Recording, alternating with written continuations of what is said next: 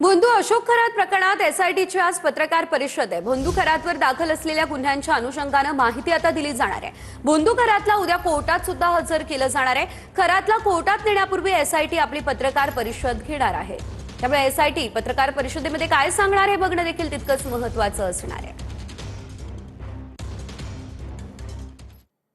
पुढे बातमी धक्कादायक आहे। दुनिया झुकती है, झुकाने वाला चाहिए असं विधान खरातनं केलंय।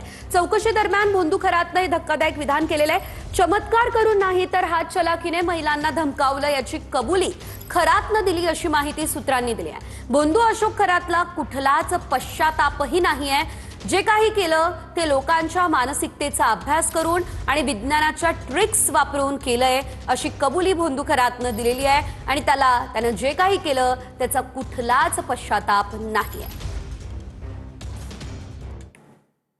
भोंदू खरातच्या मुलीचीही आता एसआयटी चौकशी होणार आहे। खरातची मुलगी तृप्तबालाची एसआयटी चौकशी होणार असल्याची माहिती आता सूत्रांनी दिलेली आहे।